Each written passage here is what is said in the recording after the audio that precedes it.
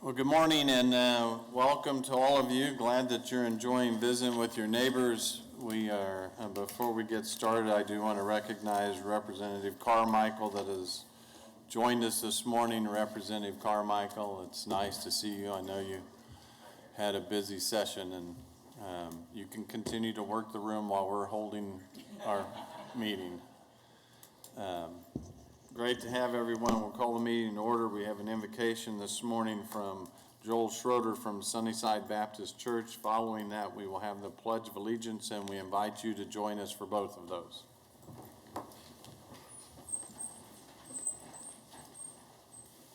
Maybe we don't have Joel Schroeder here this morning. Oh, made your way.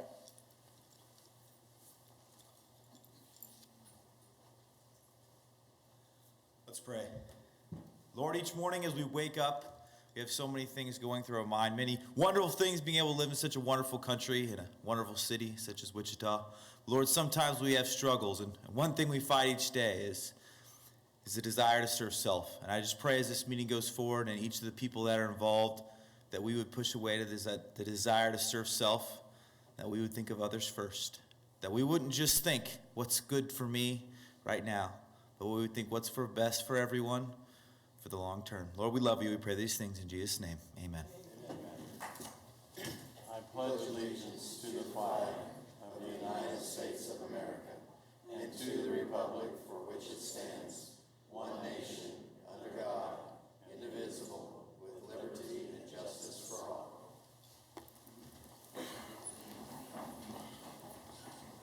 Thank you, Mr. Schroeder. Appreciate you being here. We have approval of the minutes of the regular meeting on April 23rd, 2019. Any changes, corrections? Seeing none, I move that we approve those meeting minutes. Second. Motion and a second. Any other discussion? Cast your vote. Vice Mayor, would you cast your vote, please? Not up. So we got everyone's working but his. That's not always a bad thing. There it is. Motion passes 7-0. We have several proclamations this morning.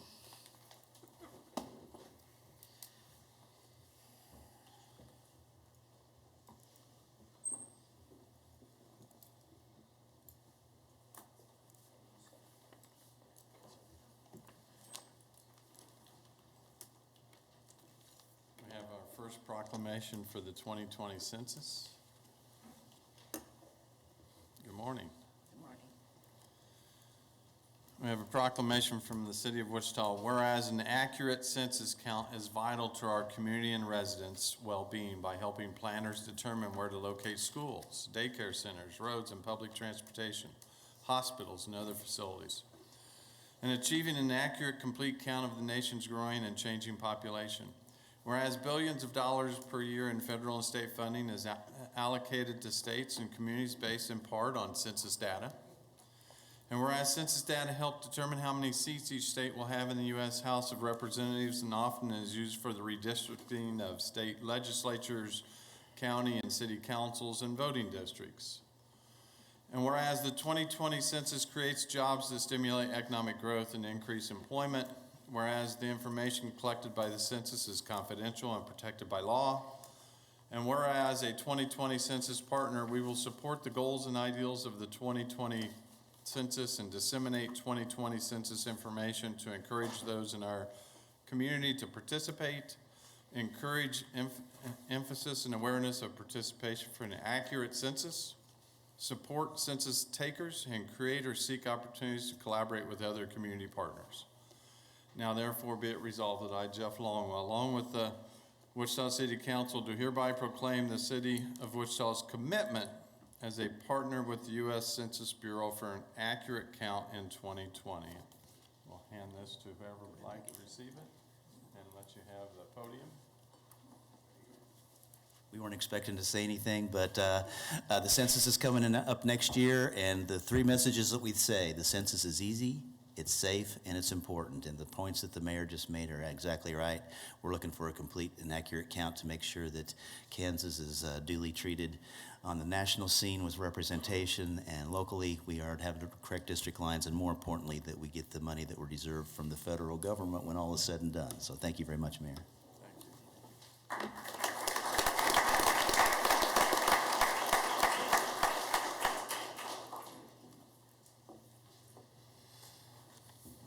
We have Bike Month, if we have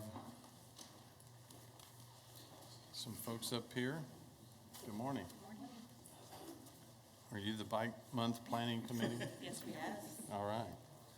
So the proclamation reads, whereas the Health and Wellness Coalition of Wichita Bike Walk Wichita and other community partners have collaborated to recognize National Bike Month in our community. And whereas for more than a century, the bicycle has been an important part of the lives of most Americans and is a viable and environmentally sound form of transportation as an excellent form of recreation and exercise. And whereas the education of cyclists and motorists as to the proper and safe operation of bicycles is important to ensure the safety and comfort of all users in an effort to reduce accidents and injuries. And whereas creating bicycle-friendly communities has been shown to improve residents' health and well-being, quality of life, community spirit, and reduction of pollution and congestion.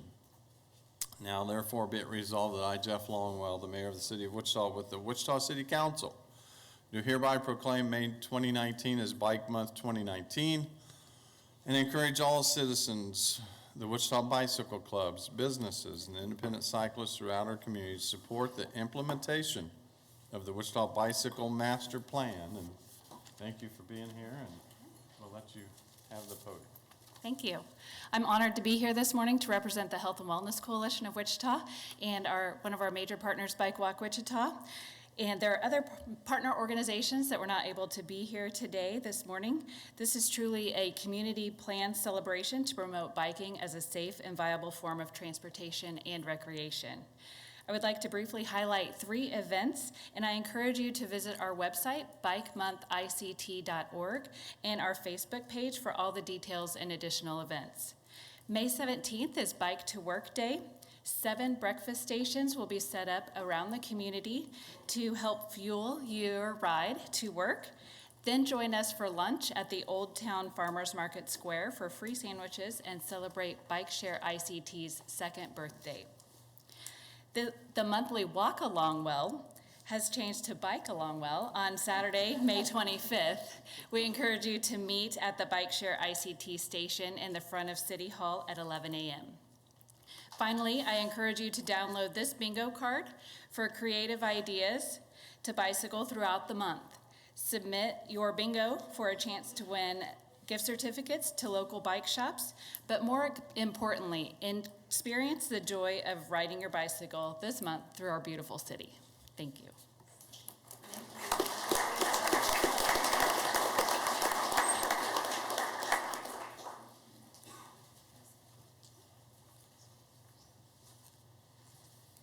So we have Motorcycle Awareness Month. If the Pelican Cycle Club would like to join me. Are you the entire Pelican Cycle Club? No, I am just a representative, Mr. Oh, Mayor. I have okay. other people who are going to join me today. All right.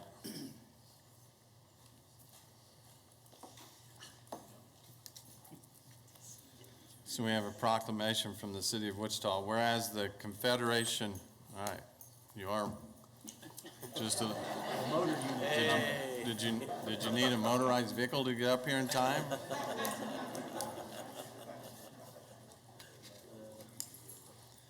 The proclamation from the city of Wichita, whereas the Confederation of Clubs of Kansas, ABATE of Kansas, along with the Wichita Police Motor Unit, recognize that many Wichitans enjoy the pleasure of riding motorcycles.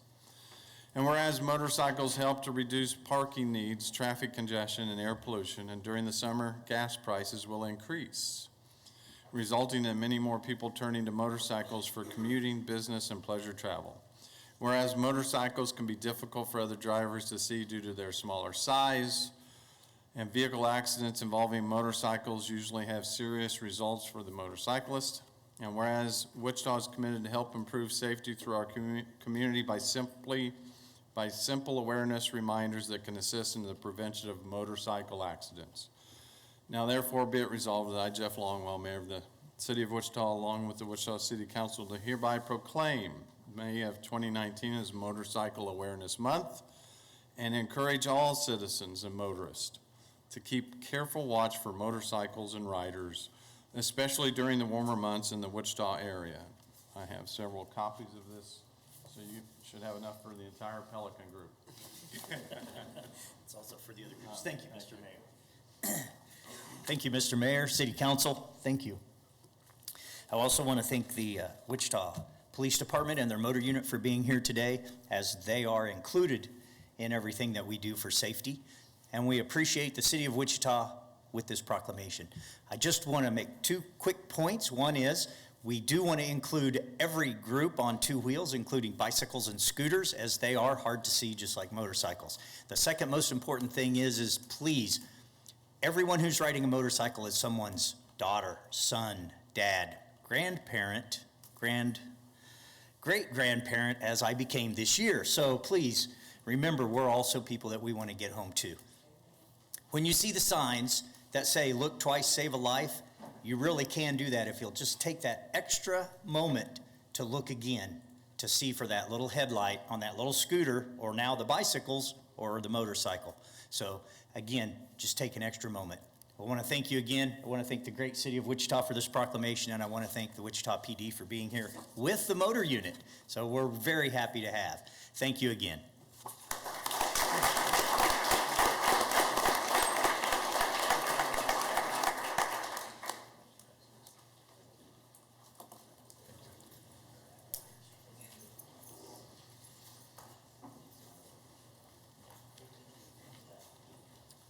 So we have National Public Service Recognition Week, and we have obviously several recognition plaques to hand out. And the proclamation first. The proclamation from the City of Wichita. Whereas during Public Service Recognition Week, we acknowledge our nation's civil servants for their hard work and willingness to serve their fellow citizens. The contributions of these dedicated men and women strengthen our country and make a profound difference in the lives of all Americans.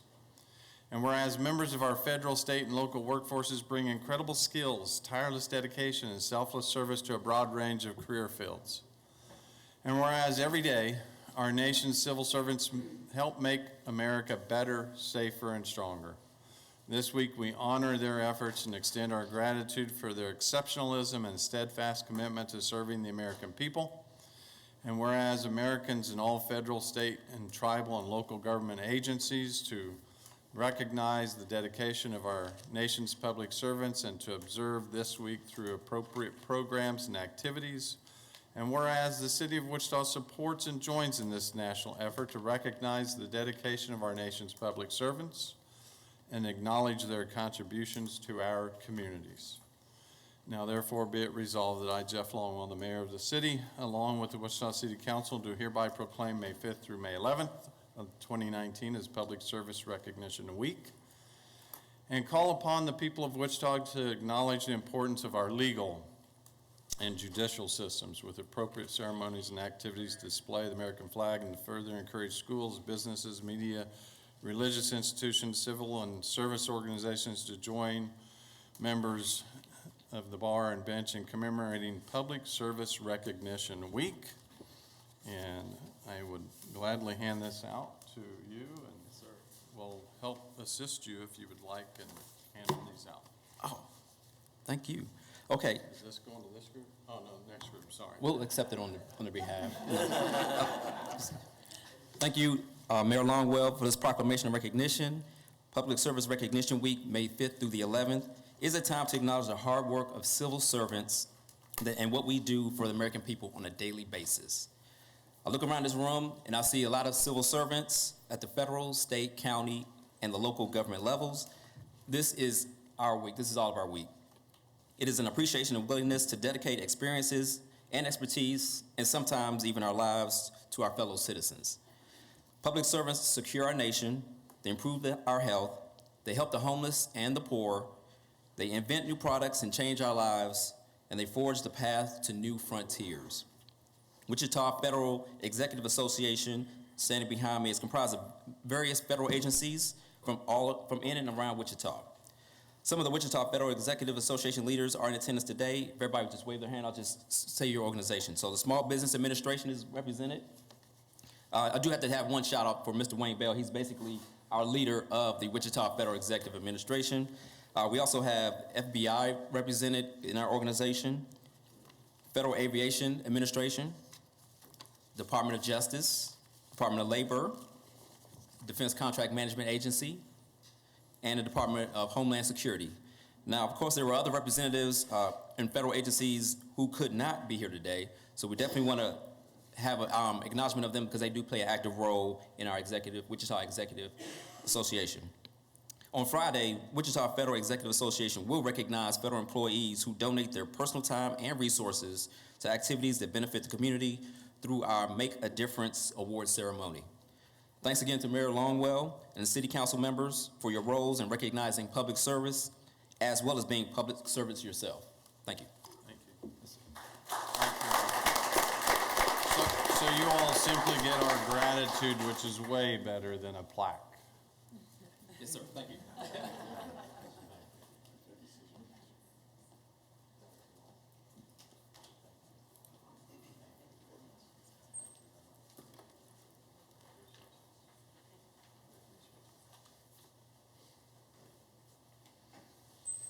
All right, now the plaques. You're going to help hand these out? So we have some plaques for many MPAs, for some people that worked hard to achieve these, and I'm going to just simply hand this over to Morgan Barnes, who's our mini MPA. They're obviously lining up behind me. These students have completed their mini masters in public service, furthering their education to better serve the public. And we have Morgan here to tell us a little bit more about these students. Thank you, Mayor Longwell, Council, and City Administrator. Thank you so much for allowing me to come this morning. We are so excited to celebrate these mini MPA students on Public Service Recognition Week because they worked so hard. The mini MPA is comprised of 16 sessions, 8 in the fall and 8 in the spring. And it's a professional development program that has been in place over 18 years with more than 500 graduates. The sessions are taught by academic faculty from the Hugo Wall School and local practitioners. As these attendees came to the sessions, they learned about human resources, finance, strategic planning, and community engagement. If you look at the alumni of the mini MPA, you will see fire chiefs, undersheriffs, finance officers, and many other local government and nonprofit leaders. This year's class had 30 participants in it, with backgrounds ranging from IT, fire, marketing, finance, corrections, and animal control. The way in which the mini MPA brings together the different perspectives and roles is one of the main reasons that it is so successful. These groups network and learn from each other across communities and different administrations. So it's just always a great joy to see what they learn from each other. This year, we had the city of Wichita represented, along with the cities of Garden City, El Dorado, Augusta, Derby, and staff from the university in Sedgwick County. So with that, I am excited that you guys support the mini MPA program and the work that your staff has done to enhance your community. We continue to look forward to see good things come from the city of Wichita. And on behalf of the Hugo Wall School of Public Affairs, I would like to present some mini MPA plaques. So first, we have Raven Alexander.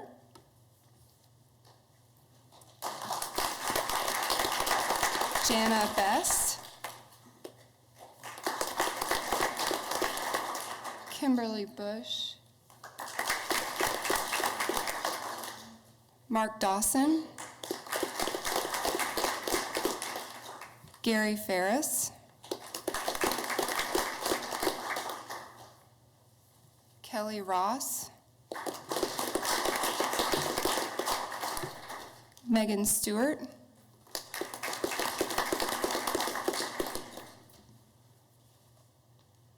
Jeffrey Tate, and Matthew Williams. There are a couple that, oh, Mandy Reddick. I apologize. That's right, best for last. Thank you again for another successful year, and thank you guys for completing the program. Great work.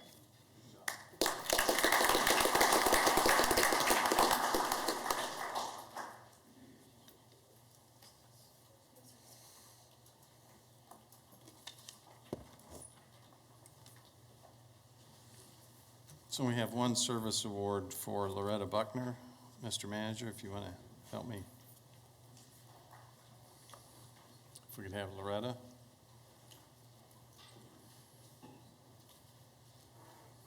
Good morning. So we have a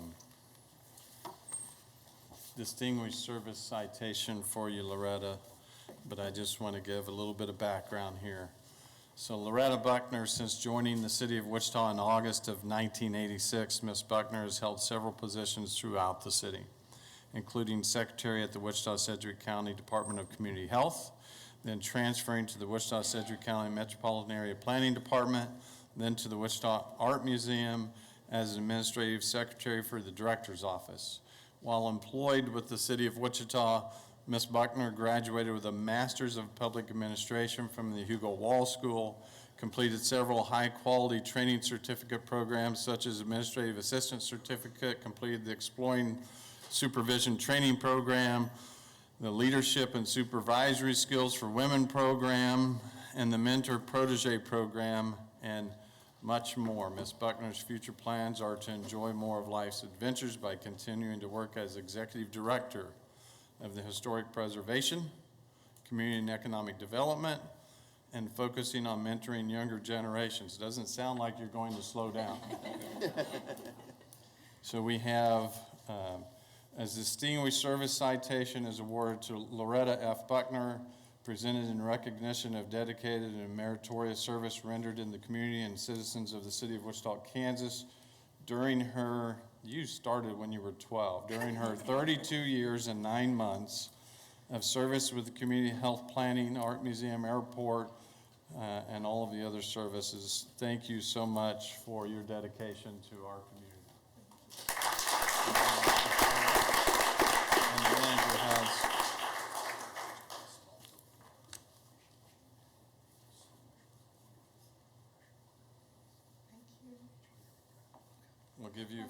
We'll give you 5 minutes for every year of service.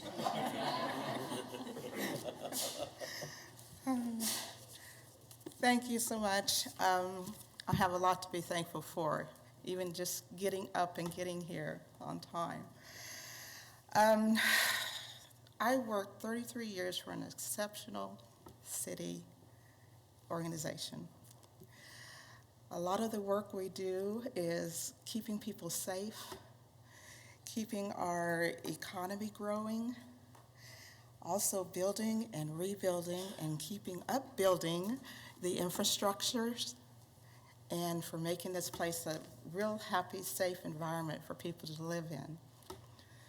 I've been instilled with many core values, such as respect, integrity, and loyalty. And one of my favorite things with the city is their value of education, value of doing things the right way. And like they said, when I first started, there was a tuition reimbursement program. And under that program, they encouraged you as a city to get A's and B's, and they would help you with your tuition. It was, just a couple of classes, but still every little bit helps. And also, here we are 33 years later, and they still have the city university. They still focus a lot on training, but our best teachers are our employees right here, our employees that have the experience, and they share with us, and they turn around and train us in the training classes. That means a lot and says a lot about the city. I'd like to leave you with, again, respect, treating others like others want to be treated, and that goes both ways for all of us. And I hope the city just continues doing exactly what they're doing on a professional level and keeping everybody safe and everything comfortable, safe place to live. Thank you.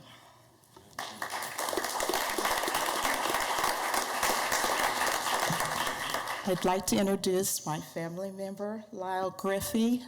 Lyle Griffey spent 36 years with the city of Newton working in the water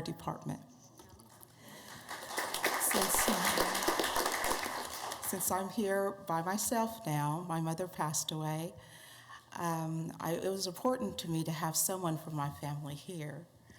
And so Lyle was really sweet in coming down and standing with me at my retirement on Friday. Dinner we had Saturday evening, and then here. And I've been very much appreciated all the way. So thank you, Lyle. And the director of the airport is here. Thank you, Victor. I'll not be a stranger. I'll try to come back. And I'll be more on the citizen side, trying to keep neighborhoods in good partnership with the city. I've been on both sides of the fence, so I know how to try to keep everything together so that we can continue to have a good community. Thank you. Mm-hmm.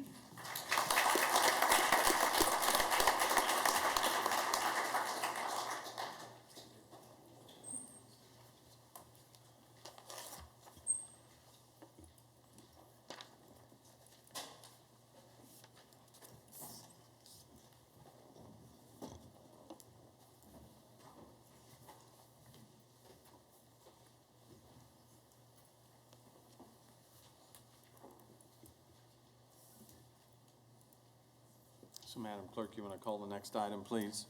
Sybil Strum, Treated Like an Outcast, Century 2, and Stopping the Violence.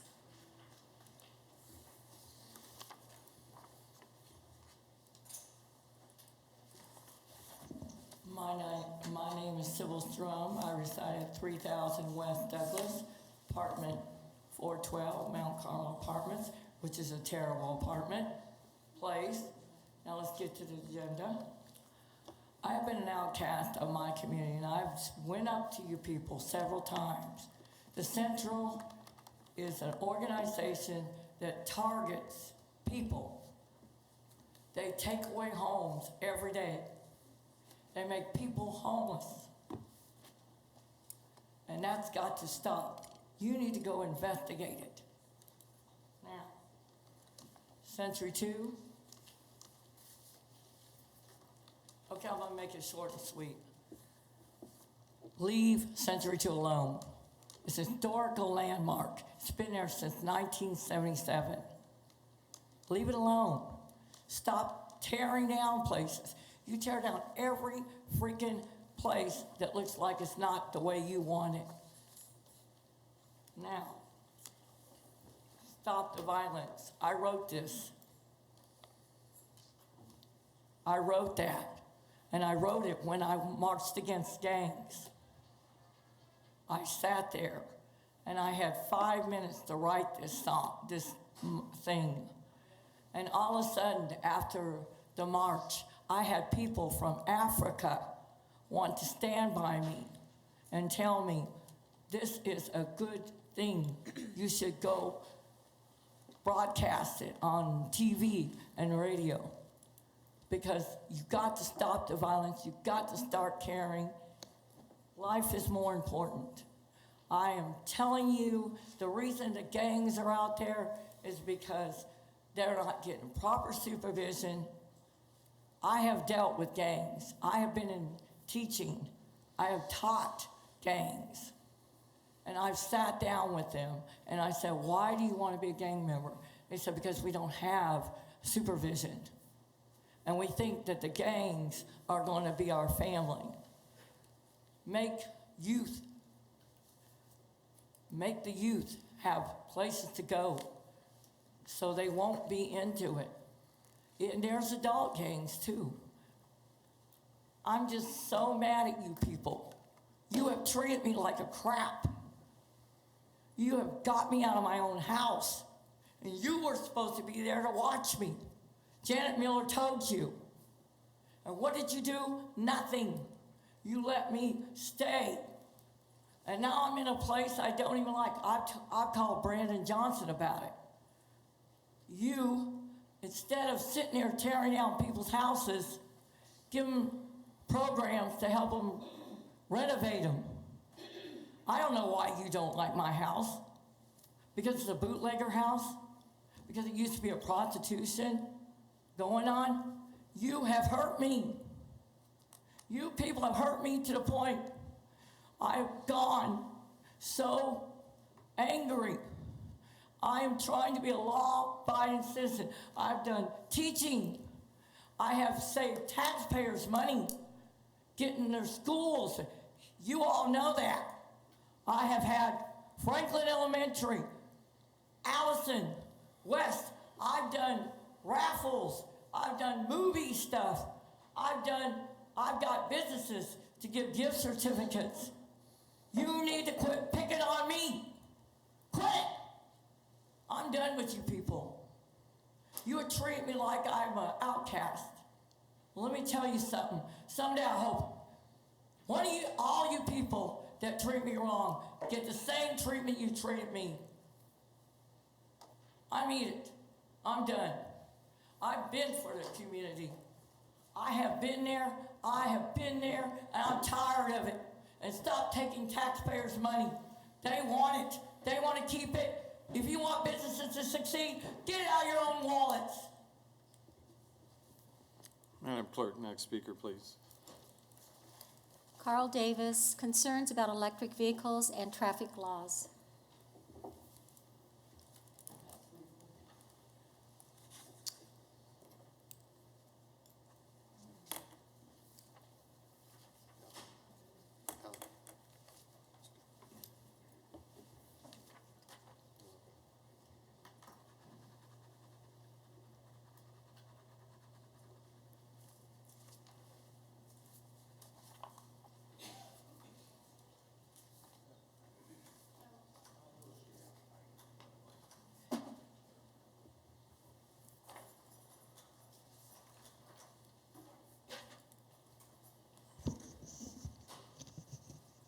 Good morning, ladies and gentlemen. I'm Carl Davis. I live at 724 West 31st Street South in Wichita, Kansas. I am, like I say, Carl Davis. I'm 85 years old, and I'm partially disabled. I have difficulty in walking and poor walking balance, so I don't walk very far and I get tired easily. I am appearing here because the newspaper said that you might be allowing electric scooters to be used in Wichita. I want to share that there are several small electric vehicles in the marketplace. Electric motorized bicycles, electric scooters, electric-driven skateboards, and electric-driven mobility vehicles. I happen to be in a mobility cart, and there are such things as you're familiar with, electric wheelchairs.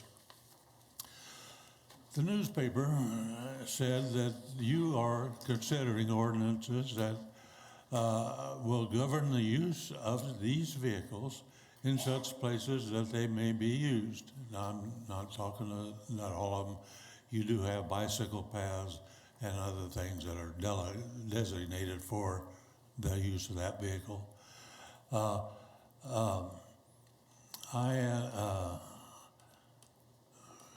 They may be used, and so you have to deal with in your ordinance such things as speed control, parking, etc. I add bicycles and motorcycles, or bicycles, scooters, and mobility vehicles cannot be used on the streets, especially mobility vehicles. We are limited, very limited in speed and visibility, and we don't want to block traffic. But these other vehicles probably wouldn't be in the street because accessory devices such as turn signals, horns, brakes, and the license required to operate on city streets, like driver's license, that sort of thing.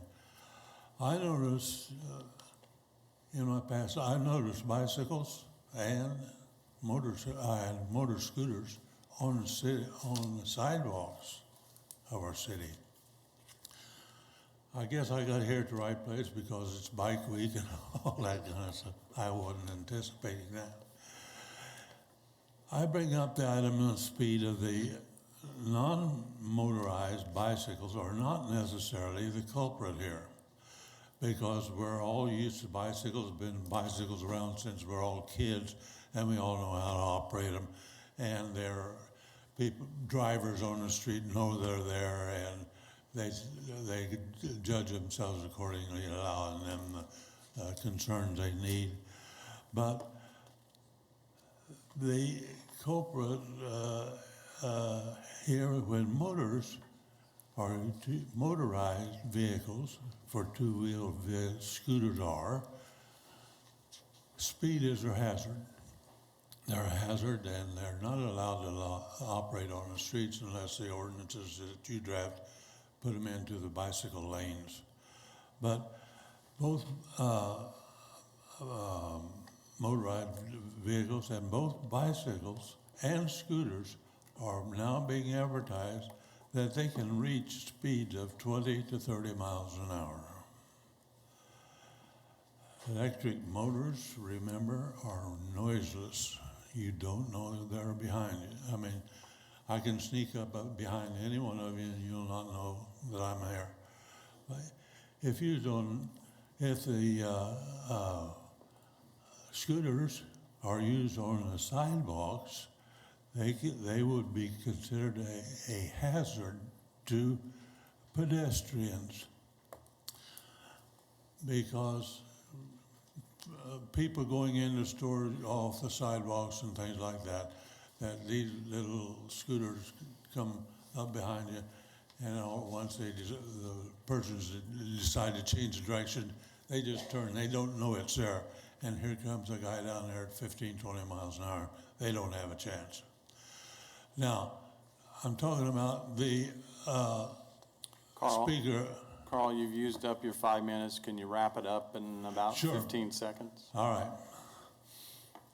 I craft an ordinance governing the use of the vehicles. I hope that you'd use would not use a one-size-fits-all ordinance, because electric vehicles and scooters and things are different kinds of vehicles, and one hat doesn't fit at all.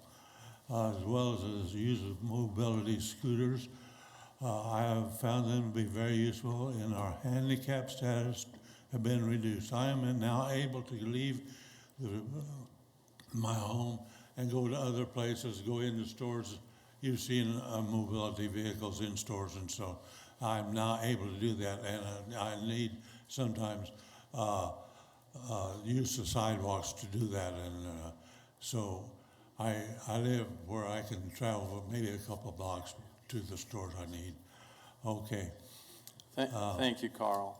If all you would like to visit in greater detail, would you like to make an appointment with myself or one of the council members? We're happy to do that. I So- can so leave you've a copy of what I have here with your clerk. You're welcome to do that. And also understand that eventually, if we do bring scooters to Wichita, this will be on the agenda, so you can I come down. understand that, and nobody knew when that agenda was, and that's why I'm here today.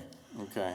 Well, And- thanks for and coming down. One other thing, just one other thing, when you draft the ordinance, that there are pathways around the city, like down by the river, that do not allow for motorized vehicles. I have a motorized vehicle. I'd like to have that removed, or at least allowed, that I could go down along the river and go fishing, if that's what it took. All I right. thank you for your Thank you. And there's an awful lot of people with these mobility vehicles. Right. We appreciate you coming down and sharing.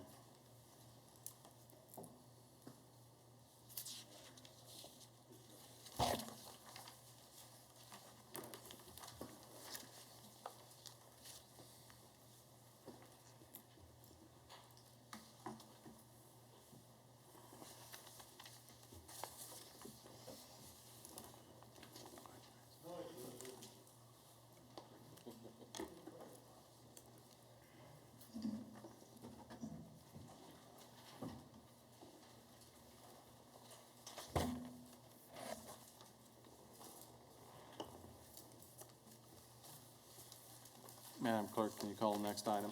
Consent agenda items 1 through 32. Any items that need to be pulled for clarification or discussion? Seeing none, I move that we approve consent agenda items 1 through 32. Second. We have a motion and a second. Any further discussion? Cast your vote.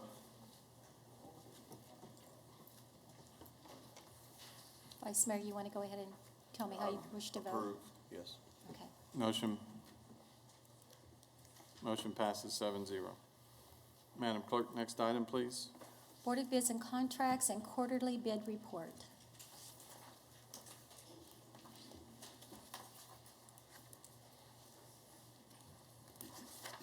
Good morning, Mr. Mayor, City Council members, Hannah Lang, Department of Finance.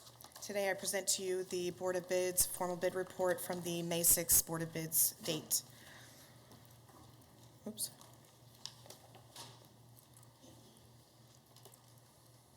you. First engineering bid we have is sanitary sewer lagoon rehabilitation to serve Fairway Meadow Edition. Recommendation is to defer to May 13th. Next engineering bid we have is Oaklawn Neighborhood Water Main Replacement. Recommendation is Meese Construction for $1,064,615. Next engineering bid is sanitary sewer improvements to serve Pike Edition. Recommended award is McCullough Excavation for $465,902. Next engineering bid is 26 and Anna to serve Sandcrest 4th Edition. Recommended award is Conspec Incorporated for an aggregate total of $297,896.65. The next engineering bid we have is Manhole Rehabilitation and Reconstruction 2019 Set 2. Recommendation is Visual Systems Incorporated for $597,184. The next engineering bid is Willow Green to serve Casabella Edition. Recommendation is Conspec Incorporated for $85,031.15. The first purchasing bid we have is a Scissor Style 50K recessed vehicle lift. Recommendation is PB Hoydale Company Incorporated for a base bid of $83,939.54 with an option 1 deduct of $1,000.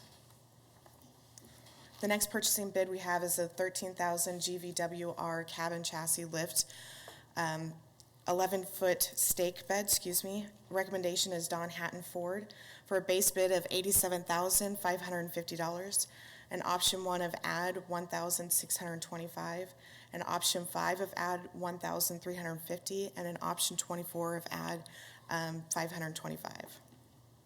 That's all the bids. With that, I'll stand for any questions on the Board of Bids. Questions? Comments? I move that we accept the award of bids as mentioned. Second. Motion and a second. Any other discussion? Everyone cast their vote but the Vice Mayor. I can now. Oh, you're back up. Thank you, Karen. Motion passes 7-0. Thank you. Madam Clerk, next item. I have the, Mayor, you had asked for a quarterly report, and we're prepared to provide that to you regarding bids for infrastructure. Perfect.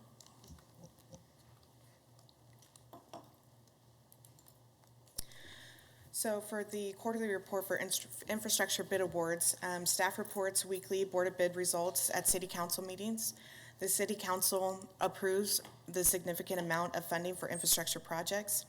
Based on feedback from the City Council, a summary of the Board of Bids activity is provided for the first quarter of 2019.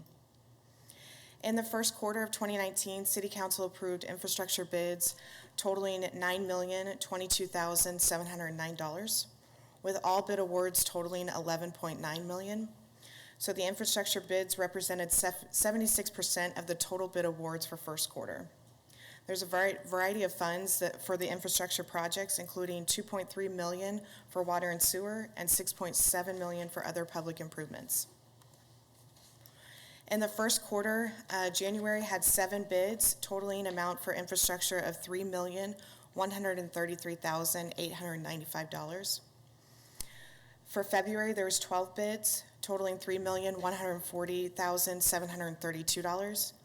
For March, there was 16 bids for $2,748,082, for a total of 35 bids, totaling $9,022,709.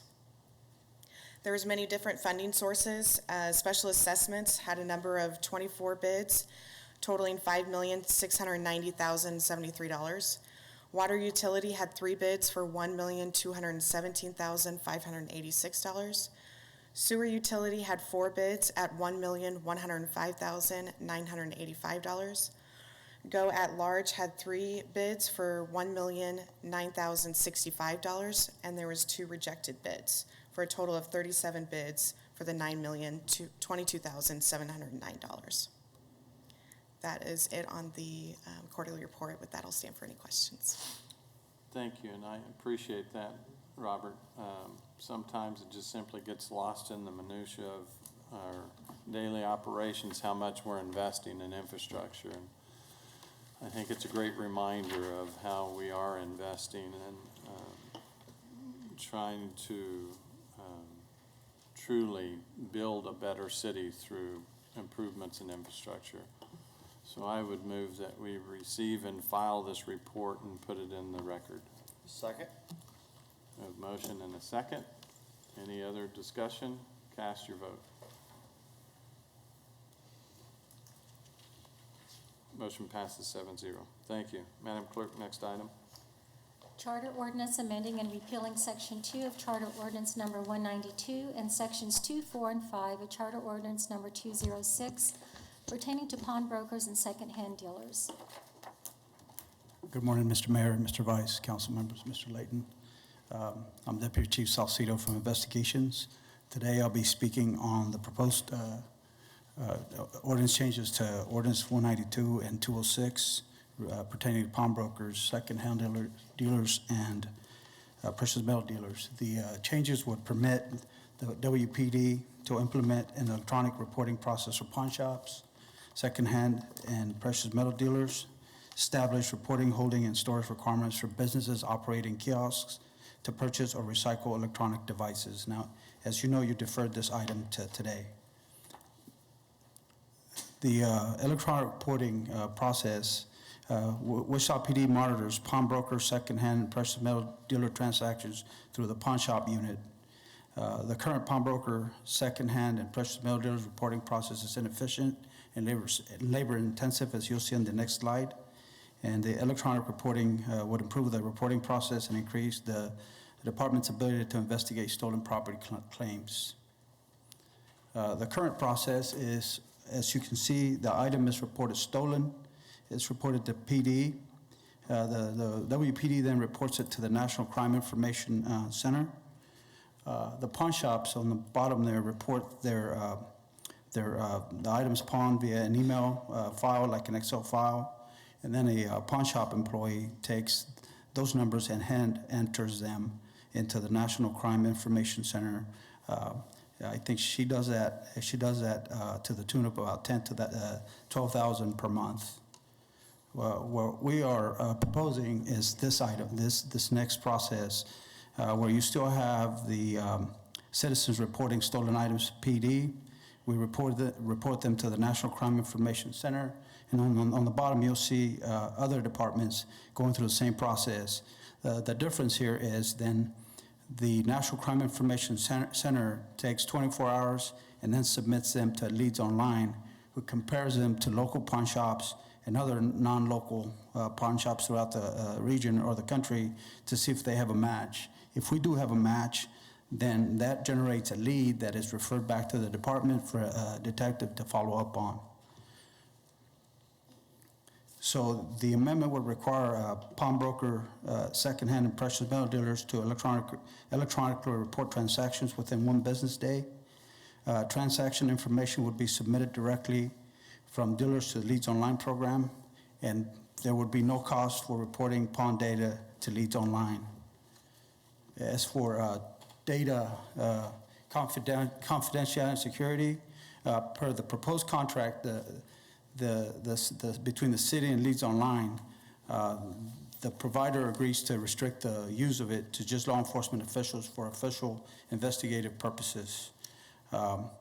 There are federal provisions for the privacy rules, financial transactions, and also the Federal Trade Commission rules.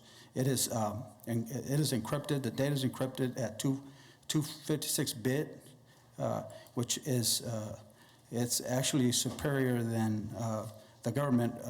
It's actually above and beyond the minimum federal requirements for sensitive data transmission. And I know there was a question about cost. As you can see, the cost is relatively the same for the first 3 years, with an increase of 3% for the three peer cities that we looked at. The ordinance will not require the pawn shop to pay fees to the city or the provider or leads online.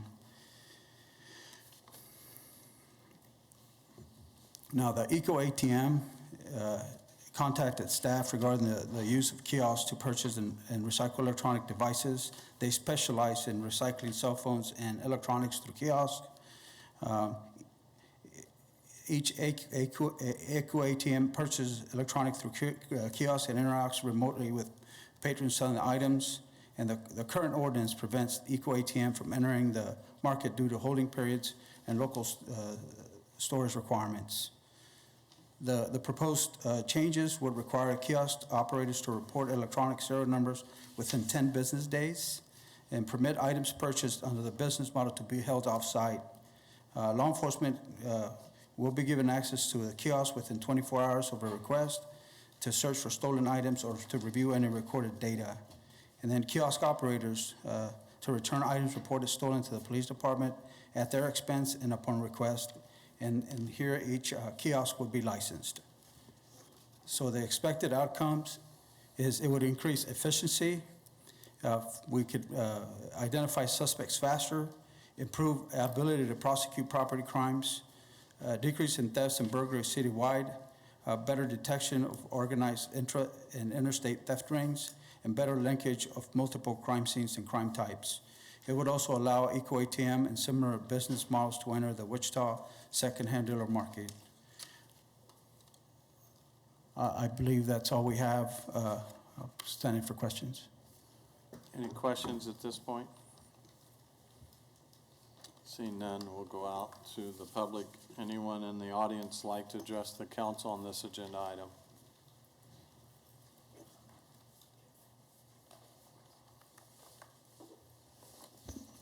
My name is Sybil Strom. I reside at 3000 West Douglas, Mount Carmel Apartments. I think it's a great idea. I think it's a wonderful idea, and you should vote on this. Thank you. Any other speakers? Anyone else like to address the council on this agenda item? Seeing none, we'll bring discussion back to the bench. Mr. Manager, I appreciate the opportunity to pause this the last time it came before us and work out with some of the folks in our community a few minor tweaks in some of the language, and it appears that has been a good compromise. We don't see the groups that were opposed to it last time here this morning, and if there's no other comments or questions from this group, I would be happy to make the motion. I would move the City Council place the charter ordinance on first reading and authorize all necessary signatures. Second?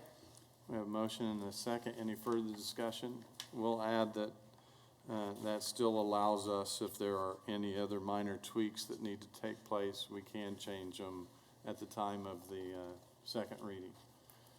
We have a motion and a second. Cast your vote.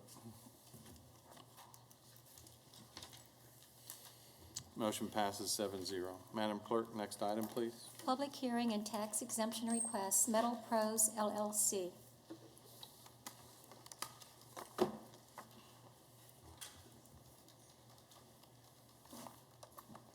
Morning, Mayor and City Council members. I'm Tim Goodpasture with the City's Office of Economic Development. For the record, the item before you today is a request for an economic development exemption tax abatement, or an EDX tax abatement, from Metal Pros LLC. Metal Pros was founded in 1993 and is a manufacturer of finished goods using aluminum, steel, and stainless steel. It manufactures highway sign structures, architectural bridge railings, and wastewater treatment plant flood controls, among other products. The company is located at 4323 Bonus, which is near the intersection of Harry and West Street. Its customers include Coke Glitch, Tobots, Daktronics, state departments of transportation, and counties and townships throughout the Midwest. These images show some of the products that they manufacture.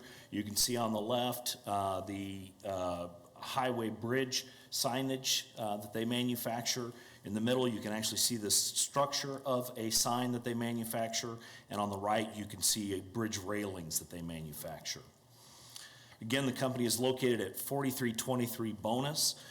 They actually lease 3 facilities today. On the south side of Bonus, you can see outlined in blue the 4323 building, which is their primary manufacturing facility. Catty corner to that on the north side of Bonus, they lease 2 additional facilities, which is fairly inefficient for their manufacturing today. The company is buying land at 3900 South Norman, which is near the intersection of K42 and Tyler, which is just south of Eisenhower Airport. They intend to build a new 48,000 square foot facility versus the 31,500 square feet that they are in today. The company is projecting it will invest approximately $3.8 million in real property improvements, over $1 million in new machinery and equipment, and an additional $375,000 in land acquisition for a total investment of approximately $5.3 million. The company projects it will add 17 new jobs at an average annual wage of approximately $50,000 a year. Based on its capital investment and job creation, the company qualifies for a 78.5% tax abatement. This aerial shows where the new facility would be located. Tyler Road, you can see in the middle of this aerial, is curving around, and south of K42, it becomes Norman Street. And Dwight D. Eisenhower National Airport is in the upper right-hand corner of this aerial. The value of 1 year 78.5% tax abatement based on 80% value of the $3.8 million investment. And we use the 80% because we rarely see that the Central County Treasurer values these new properties at a dollar for dollar investment. The value of that abatement to the city is approximately $19,500 per year, a total of $74,000 for all taxing jurisdictions. It is worth noting that 21.5% will be taxable, and the value of that is approximately $25,000 of new property tax revenue for all taxing jurisdictions. A cost-benefit analysis was completed by the Center for Economic Development and Business Research at Wichita State University, which showed an overall value overall return of benefits to costs of 1.55 to 1 for the city overall, 1.48 to 1 for the city's general fund, and 1.70 to 1 for the city's debt service fund. Therefore, it is the staff's recommendation that the City Council close the public hearing and approve the first reading of the ordinance granting Metal Pros LLC a 78.5% tax exemption on the identified real property improvements for a 5-year term, plus a 78.5% tax exemption for a second 5-year term, subject to City Council review, and authorize the necessary signatures. Dan Kilby, who is a managing member with Metal Pros LLC, is here and can answer any questions specific to the company, and I would be happy to stand for any questions as well. Thank you, Tim. Doesn't appear that we have any questions at this time. We'll go out to the audience. Anyone like to address the council on this agenda item? Seeing none, we'll bring the discussion back to the bench. And Vice Mayor, we'll turn it over to you. Thank you very much, Mayor. Glad to hear things are prospering still, the company, and I'd like to go ahead and take the recommended action to close the public hearing, approve the first reading of the ordinance, granting Metal Pros LLC a 78.5% tax exemption on the identified real property improvements for a 5-year term, plus a 78.5% tax exemption for a second 5-year term, subject to the City Council review and authorize the necessary signatures. Thank you, and I'll second that, and just want to always remind people that we're one of the few communities that still require at least a minimum of a 1.3 to 1 return on investment, and we appreciate companies that are willing to make that investment in our community, and we're seeing that those investments obviously are paying off, and we're seeing the city grow, as was mentioned when we did our annual quarterly report recently. We ended up last year with $2.5 million more in revenue than we anticipated, and so there is some great momentum and good things happening. So thank you for investing in our community, and thank you for agreeing to that minimum 1.3, and as we heard, it's much greater than that in this case. So we have a motion and a second. Cast your vote.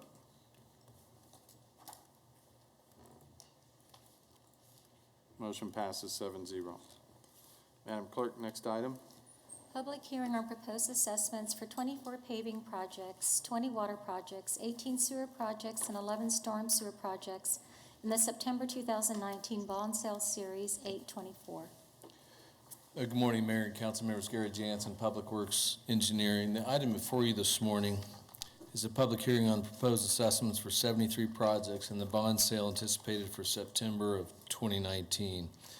City Council was notified on February 26th that the proposed assessment rolls were on file for public inspection in the Department of Finance. Notice of the hearing was published March 1st and 2nd, and all affected property owners were notified in writing. Staff from the Department of Finance and the Engineering Division of Public Works and Utilities held an informal hearing on March 18th. 4 citizens were in attendance, and the staff felt as if they were able to effectively answer all questions. Of all of the projects in the proposed bond sale, 22 of the 24 paving projects were 100% petitions.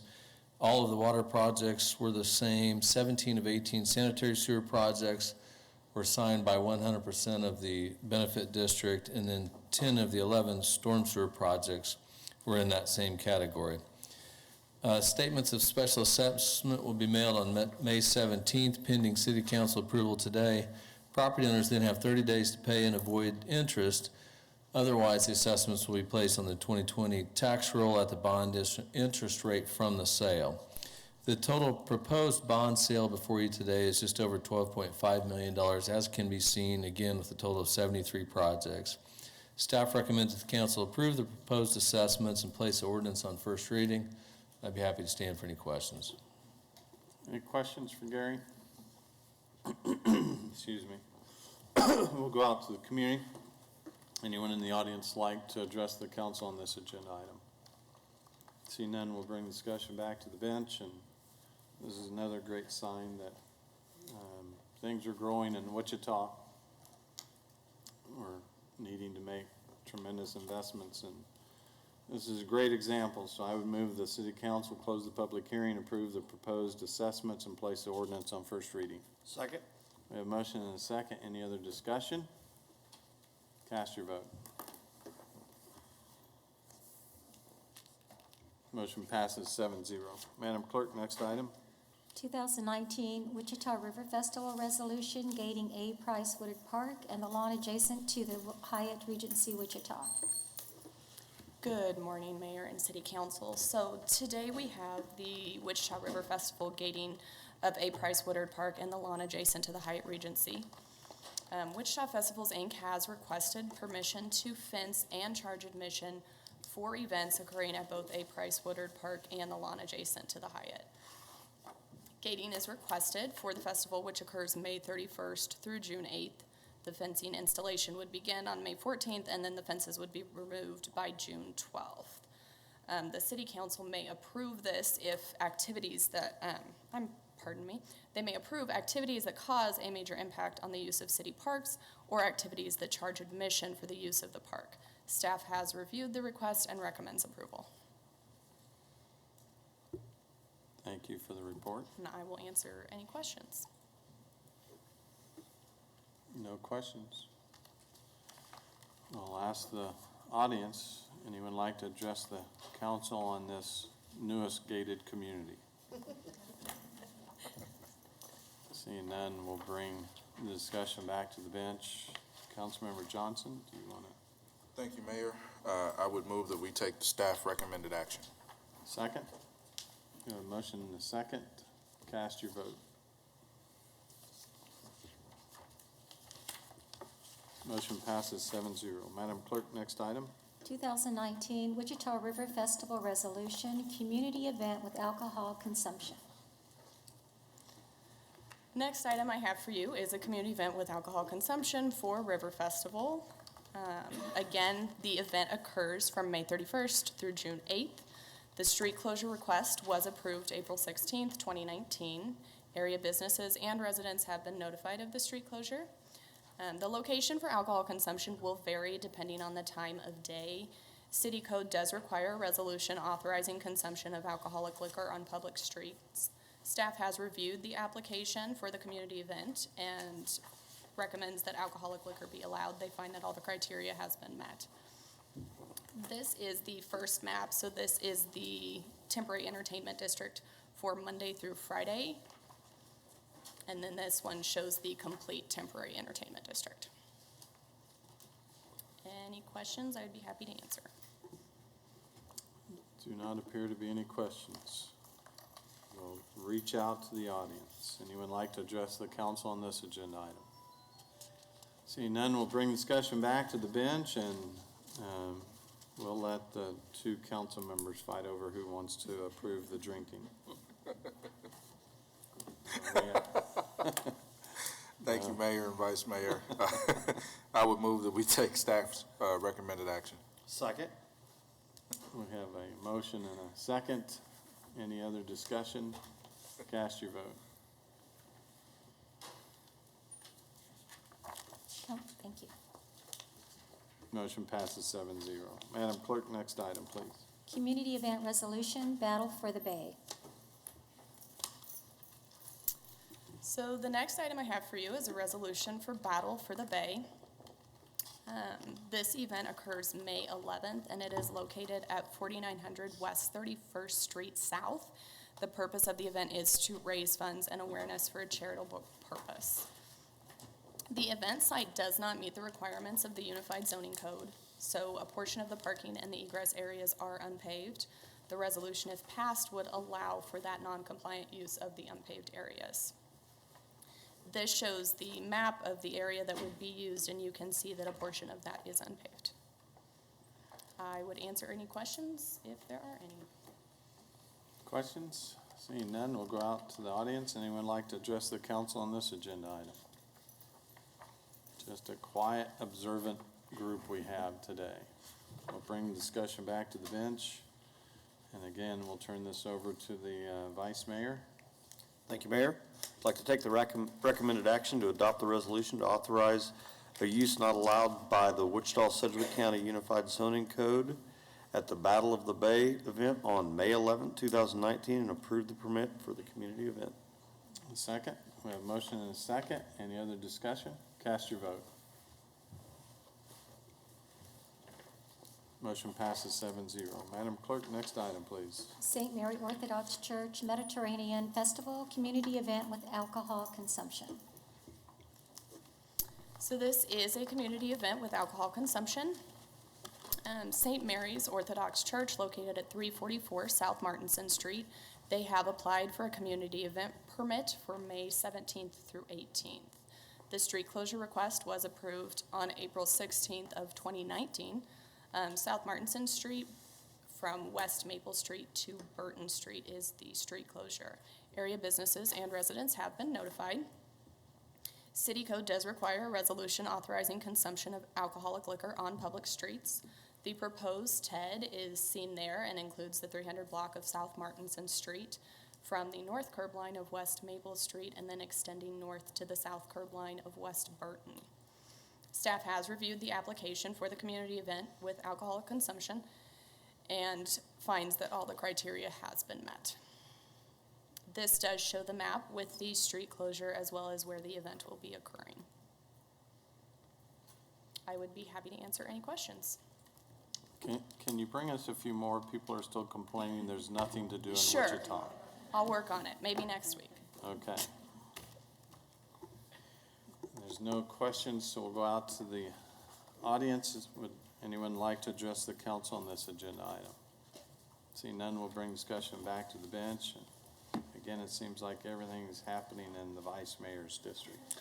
Thank you, Mayor, and I'm excited to see another event where you can get a beverage in my district, so I'll go ahead and take the recommended action to adopt the resolution to allow alcohol consumption upon sidewalks and public streets within the parameters outlined for the community event application during the St. Mary Orthodox Church Mediterranean Festival, May 17th through the 18th, 2019. Second? We have a motion and a second. Any other discussion? Cast your vote. Motion passes 7-0. Madam Clerk, next item, please. 2019 to 2024 Consolidated Plan and 2019-2020 First Program Year Annual Action Plan. Good morning, Mayor, council members. Mark Stanberry for the Housing Community Services Department. This morning, we will ask you to open the required 30-day comment period for the city's proposed 2019-2024 Consolidated Plan and also the 2019-2020 Annual Action Plan for federal entitlement grant funding. We plan to return on June the 11th to ask you to approve funding allocations and to authorize submission of the plans to the U.S. Department of Housing and Urban Development. Briefly, some background. The city receives an annual allocation of funds from the U.S. Department of Housing and Urban Development. The activities that we fund are to align to the city's goal of creating a livable and sustainable community.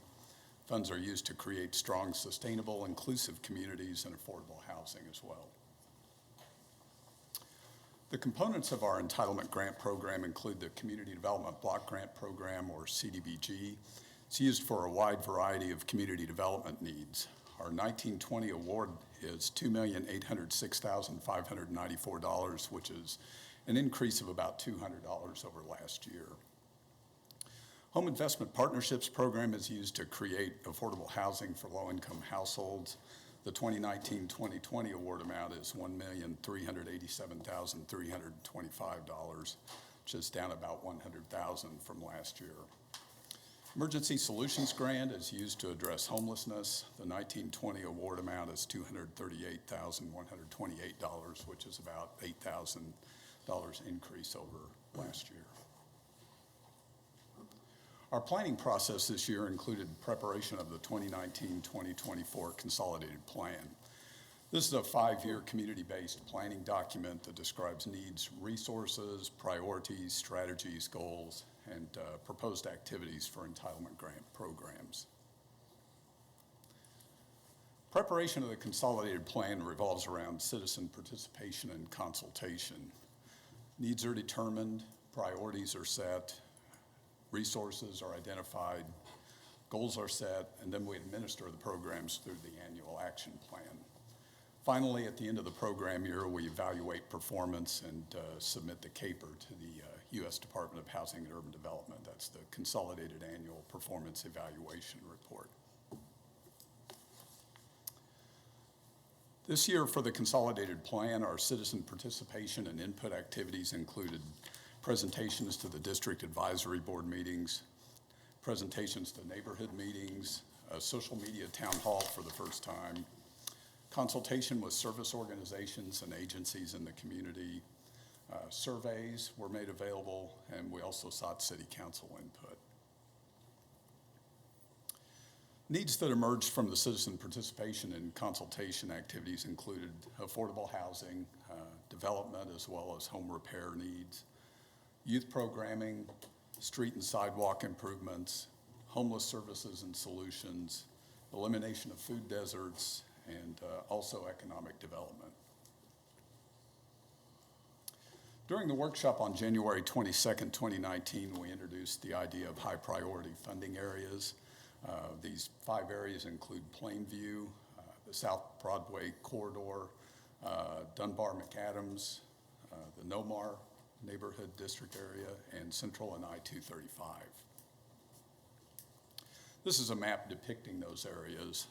The idea here is to address housing that has needs that may be substandard, where we've identified that to be the case, possibly through commercial or improvement of commercial buildings that might not necessarily qualify for our facade improvement program. We could probably address some of those needs for small businesses as well. Also, some public service needs that might be addressed in the area, in addition to infrastructure improvements. Moving forward in our planning process with the annual action plan. The annual action plan implements strategies and identifies activities to address priorities identified in the consolidated plan. First program year action plan for 2019-2020 is due to HUD on June 14th, 2019, and allocates funds for the period beginning July 1, 2019 through June 30th, 2020. First component of our entitlement grant program, Community Development Block Grant, or CDBG. This spending must meet a national objective. It must meet low to moderate income needs, prevent slum or blight, or address urgent community needs.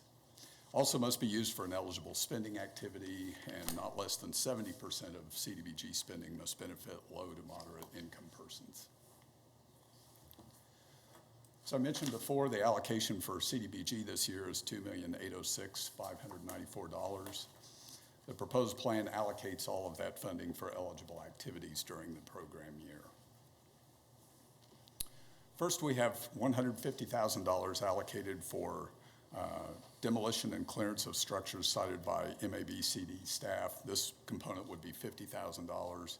And also infrastructure improvements to be identified in a high priority funding area. We also have $50,000 allocated under economic development. This is for a commercial building facade improvement program, again, for smaller commercial buildings or smaller businesses that might not qualify for the facade improvement program offered through the Economic Development Department. For housing activities in our home repair program, we have $961,776 allocated. This includes our program delivery costs. This will be leveraged with funding that we have available from our recently received lead remediation grant. We plan to spend approximately $400,000 of those funds during the program year in addition to the home repair program funding. For administration, we have $561,318 allocated. This is for our program management and indirect costs. City Council appointed a grants review committee, which reviewed proposals, applications received from community service providers interested in receiving CDBG, ESG, and home funds. The Grants Review Committee conducted a public hearing regarding proposals and applications on March 6, 2019, and heard presentations from all of the applicants and proposers. The Grants Review Committee also made selection and funding recommendations. Grants Review Committee recommended funding for the full amount of the RFP that was issued, $250,000 for domestic violence shelter services. This includes funding for Catholic Charities Harbor House in the amount of $97,000, Stepstone for $23,000, and $130,000 for the Wichita Family Crisis Center. For youth programming, we've allocated a total of $180,000. $150,000 was made available under the RFP that was issued. The allocation of funding is, as approved by the Grants Review Committee, includes YMCA Middle School After School Program for $90,000, Kansas Big Brothers Big Sisters for $30,000, Mental Health Association for $20,000, and also Real Men, Real Heroes for $10,000. Real Men, Real Heroes is new to the program this year. This was another item that was mentioned in the workshop back on January 22nd, was making an attempt to identify additional organizations that could bring some capacity to the table. We also have $30,000 set aside for a Plainview Youth Activity Program. This came up in a neighborhood meeting that we attended back in February with the Plainview Neighborhood Association. The residents seemed to overwhelmingly indicate a need for youth programming in the area. We don't have a program design at this point just yet. We're working with Parks Department, USD 259. This could be an after-school program, before-school program, possibly summer programming. For youth employment, we have a total of $200,000 allocated for summer youth employment, the Way to Work program that's administered by our WISCAP division. Summer youth employment program for this summer will be implemented with funding allocated from the 2018-29 2019 entitlement program. This is a summary of our public services allocations, $1,083,500. We have Office of Community Services funding in the amount of $385,000. Housing First Coordination, $68,500 for delivery of the Housing First program. Domestic Violence Shelter Services programming, $250,000. Youth Crime Prevention and Enrichment for a total of $180,000. And Summer Youth Employment for $200,000.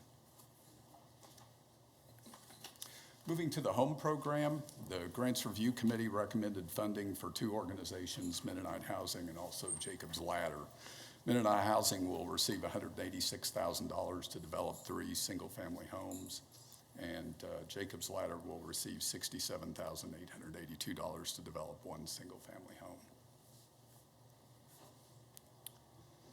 Total allocated for the home program this year is $1,387,325. It includes CHOTO operating funds and set aside in the amount of $303,882. Also funding for our home buyer assistance program in the amount of $444,711. We've also allocated $500,000 for our housing development loan program. This funding is made available to, it can be made available to CHOTOs that might not have received set-aside funding, or to nonprofit organizations that are not CHOTOs, or also for-profit organizations to undertake single-family housing development activities. We also have our program administration and indirect charges in the amount of $138,732. Moving forward to the Emergency Solutions Grant Program, the Continuum of Care Coordinating Team administered by the United Way of the Plains reviewed proposals from community service providers interested in receiving ESG funds for homeless assistance and homeless prevention programs. The Continuum of Care Coordinating Team participated in the public hearing with the Grants Review Committee on March 6th, and they also made selection and funding recommendations for the Grants Review Committee. For the Emergency Solutions Grant Program, the shelter support component, this is the slate of funding allocations for homeless services, total of $135,628. We have Harbor House listed for $17,163, St. Anthony Family Shelter, $23,846, Interfaith Inn for $12,347, Interfaith Warming Souls Winter Shelter for $10,472, Salvation Army for $13,567, the Homeless Resource Center, United Methodist Open Door, $38,156, and also the Wichita Family Crisis Center for $20,077. For homeless prevention activities, this funding is to assist individuals or families who might be in danger of homelessness, either by being evicted from an apartment or possibly loss of their home. We have Center of Hope scheduled to receive $23,841, and Salvation Army scheduled to receive $14,305. This is a summary of the Emergency Solutions Grant funding. Total allocated is $238,128. The homeless assistance component is $135,628. Homeless prevention, $38,146. We have $45,184 allocated for our rapid rehousing program. This is for individuals who are literally homeless, and is administered by our staff in the Housing Community Services Department. We also have $1,311 allocated for the United Way. They are the administrator of the Homeless Management Information System, and also our program administration and indirect charges. With that, our recommended action is that you open the required 30-day public review and comment period for the proposed 2019-2024 consolidated plan, and also the 2019-2020 first program year annual action plan. And again, we plan to return June the 11th to finalize funding allocations and also to submit, seek your authorization to submit those plans to HUD as well. With that, I'll be happy to answer any questions that you might have. Any questions at this point? Obviously, a lot of work went into this. We will open it up to the audience. Anyone like to address the council on this agenda item? Seeing none, we'll bring discussion back to the bench. When this comes back to us in 30 days, we always get a full report of anyone that did write about the plan.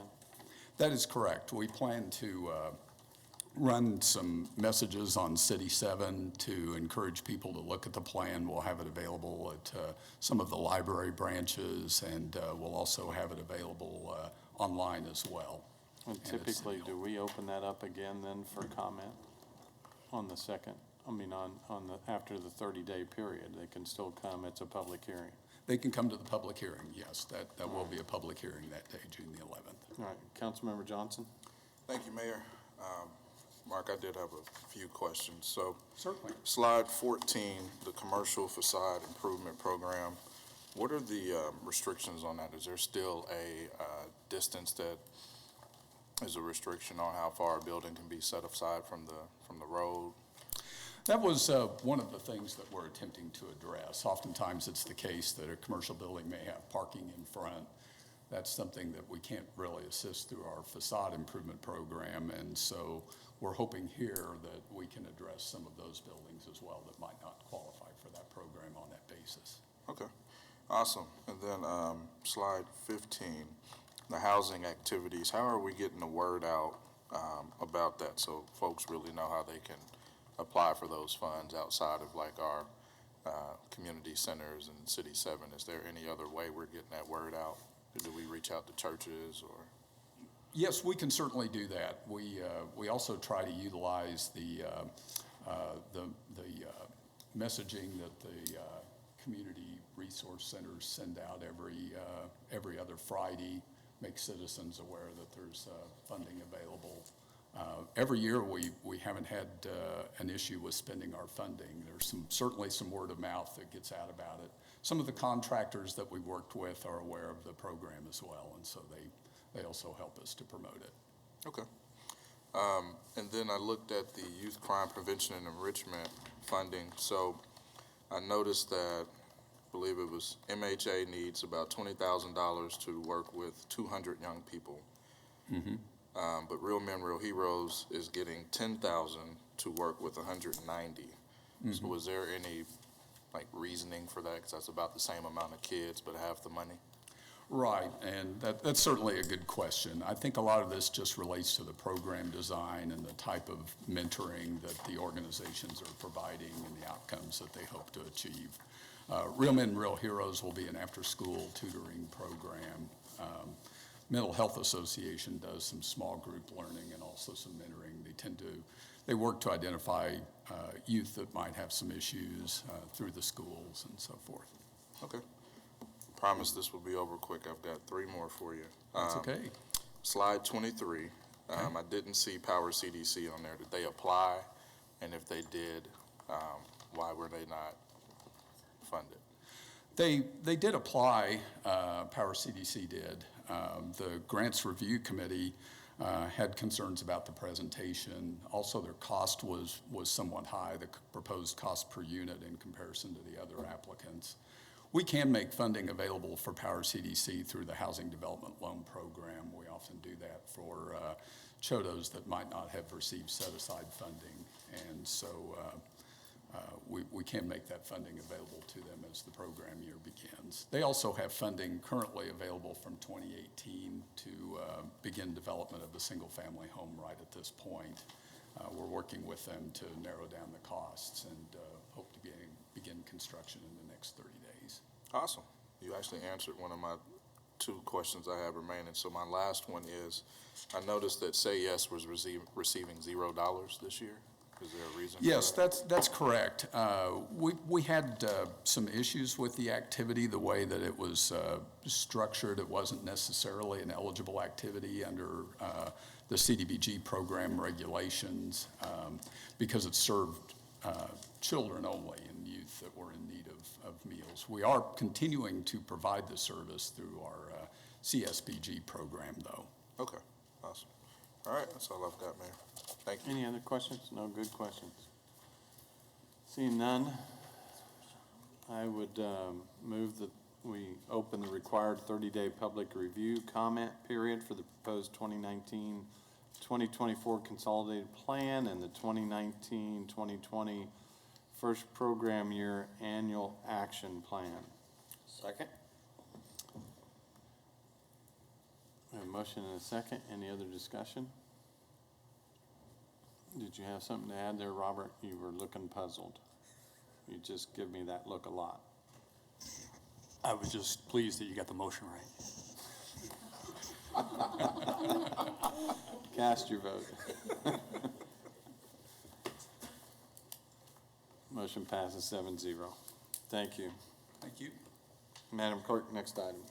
CON 2019-4, conditional use amendment to allow correctional placement residents general on property zone general office located south of East Orm Street and west of the East Wichita, Kansas Turnpike Interchange, 8901 East Orm Street. Dale Miller, planning staff. The applicant currently operates 2 drug and alcohol rehabilitation facilities in Wichita that are classified as correctional placement residents because they accept a small percentage, it's less than 10% of their clients, who as part of their sentencing are court-ordered to seek treatment. They would like to consolidate their 2 operations into this one location here on Orm and north of the I-135 highway, the Turnpike, and offer treatment to an expanded range of clients, including in a family setting, is what they hope to get to at some point. Because they usually have more than 2 clients on court-ordered treatment, the zoning code considers the use to be a correctional placement residence. Over 90% of their residents or clients are not there because of the courts. The facility is not a lockdown facility, but movement in and out of the facility is closely monitored. And I want to make it clear that a correctional placement residence is not a jail, a prison, or a detention facility. Those uses, according to the Unified Zoning Code, are classified as correctional facilities and require much more intense zoning than the base GO, general office zoning, that you see here on the site and the subject site, which is the green color.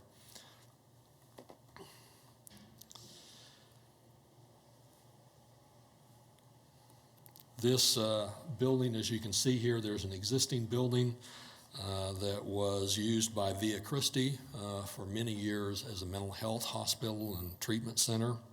So the proposed land use is very similar to the previous use. Land to the north is zoned delimited commercial and has a union hall. There's also a car lot that's zoned GC, general commercial.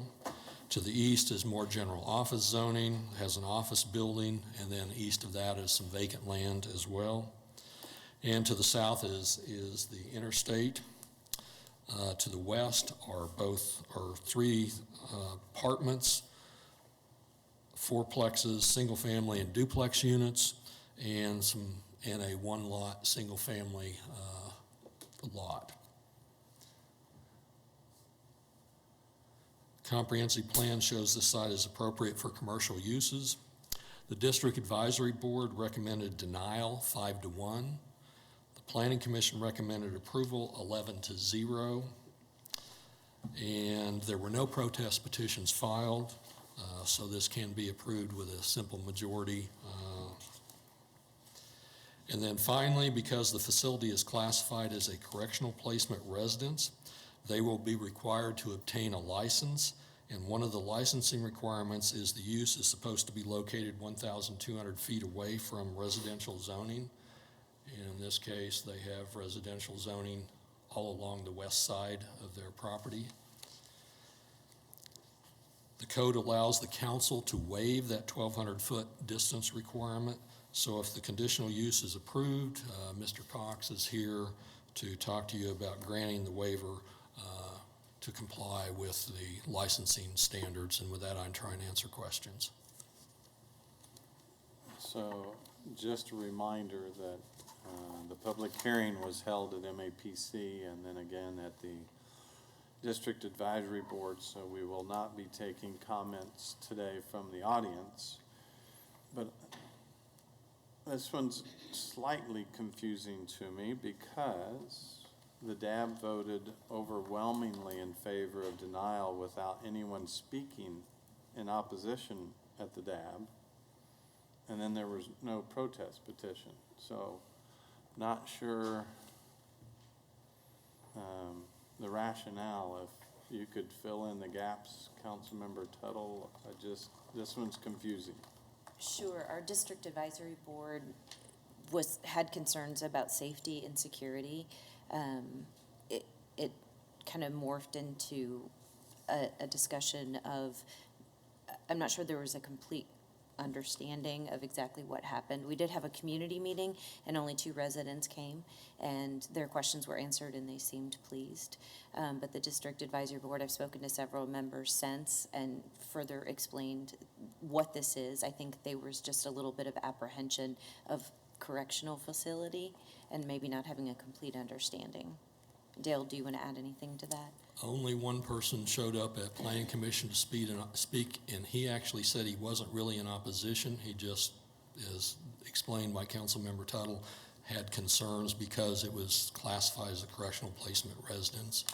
But the applicant indicated they monitor the comings and goings of their clients very closely and have not had any problems at their existing facilities. So would expect a similar type of operation if this is approved here. Okay. Just another comment. After speaking with folks, I don't think that there will be really any difference and not much even difference in the clients that are served. It's just a difference in the terminology, if you will. Very good.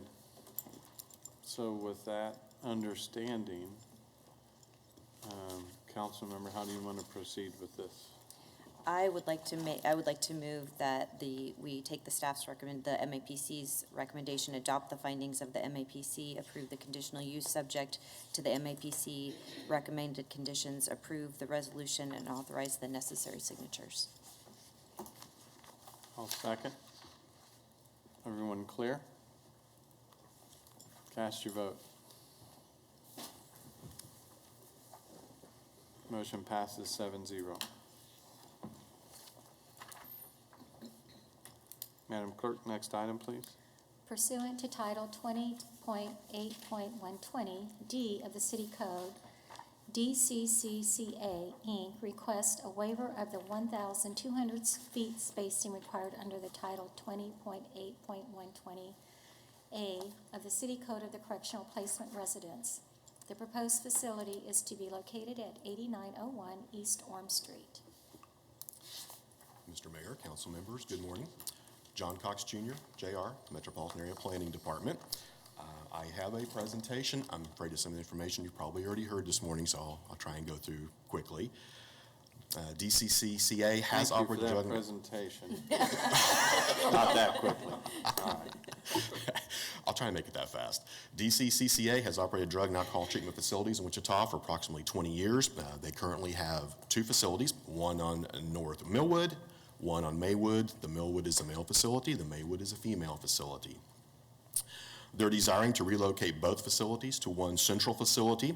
They're going to treat both male and female clients at this facility as well as families, which they run into. And they are, the members of representatives of DCCCA are here and they can answer questions if you have any.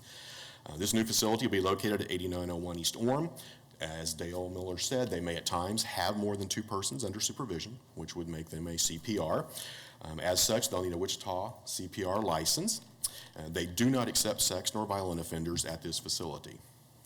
Title 20.08.120A of the City Code does require a 1,200-foot distance from many uses, including daycare centers, private businesses primarily serving children, and residential zoning districts.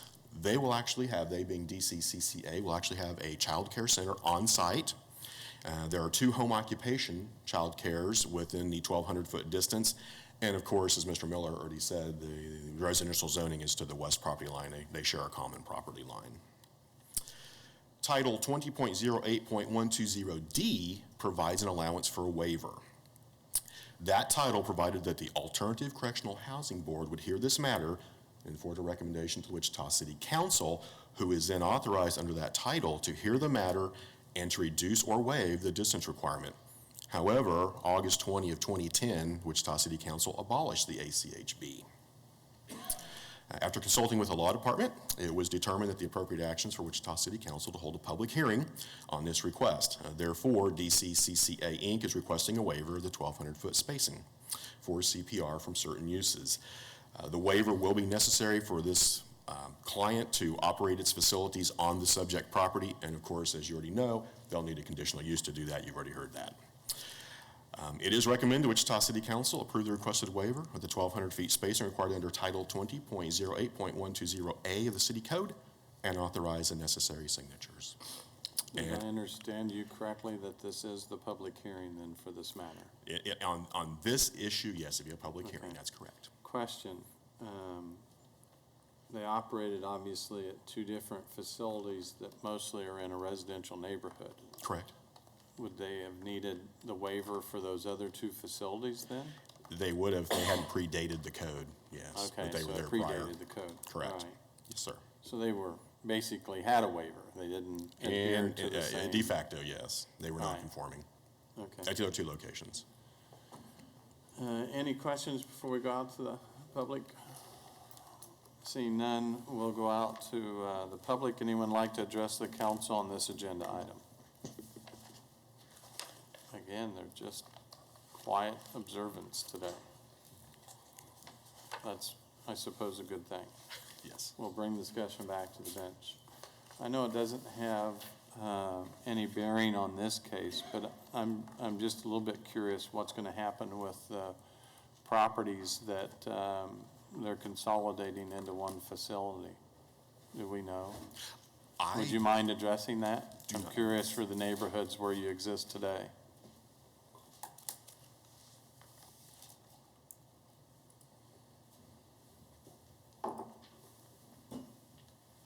Good morning, I'm Lori Alvarado, CEO with DECA Incorporated.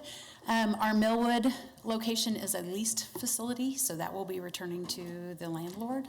Our facility on May Street, we own, and we will be listing that for sale. Very good. Well, thank you. Thank you. Again, I don't know that this was too controversial, but we'll hand it over to Becky Tuttle just in case. I would move that we approve the requested waiver of 1,200 feet spacing for correctional placement resident. Second. We have a motion and a second. Any further discussion? Cast your vote. And we know Councilmember Johnson can hear us from the back room. He could shout out his, no.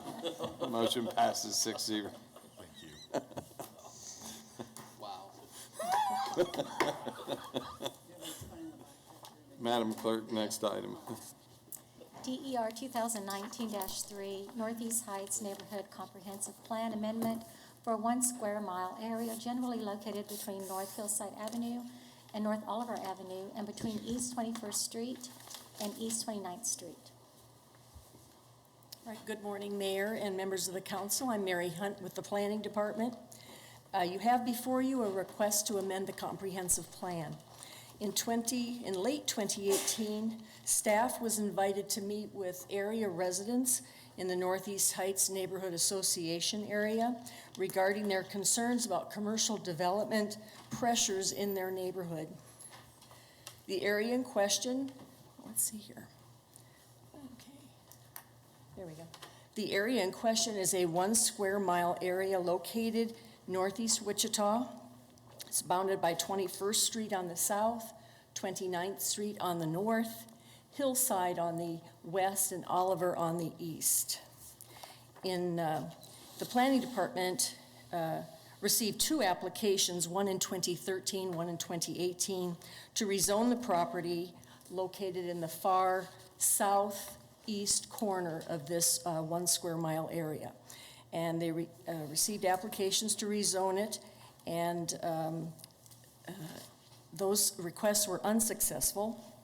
And as such, staff took those decisions as policy direction of the council's desire to protect the residential character of the area. So in response to the neighborhood association's concerns, staff drafted 5 policies, all of which are consistent with our current comprehensive plan that was approved in 2015 and 16.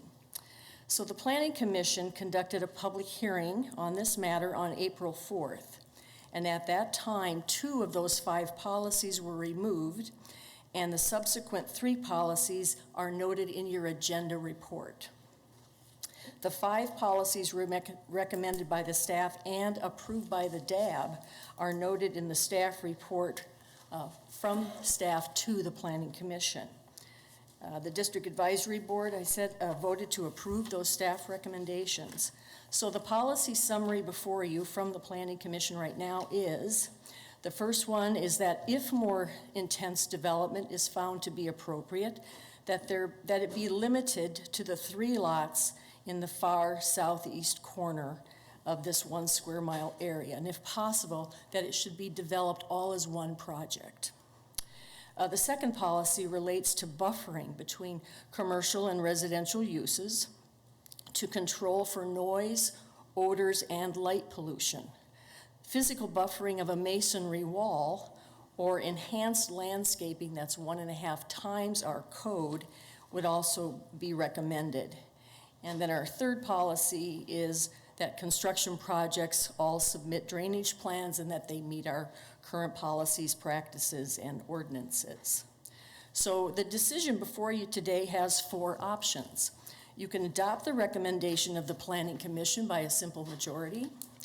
You can override that and go with the recommendation of the DAB, which would be keeping all 5 policies, which requires 5 of 7 votes. You could return the case to the Planning Commission, return it to the Planning Commission for reconsideration, or deny the plan amendment. I'm happy to take any questions. So a couple of questions. One, that corner at 21st and Hillside, how much of that currently is dedicated to the cemetery? Oh, on the southwest corner? Yeah, that's all cemetery pretty much. Pardon me? And the far southwest corner Correct, is a which cemetery. would be the corner of 21st and Hillside. Yes, maybe I'm confusing you. The 3 lots that we're recommending be limited to commercial is in the southeast corner at 21st and Oliver. Okay, We're not looking at touching the cemetery. all right. All right? And then recap again the difference between the DAB and MAPC. All What right. were the 2 major issues? Yeah, there were 2 policies removed by the Planning Commission from what the DAB had approved. Those 2 are rezoning or conversion of existing single-family residential properties and low-intensity, non-residential uses to something more intensive should be discouraged. Every effort should be made to maintain the existing land use pattern located within this neighborhood.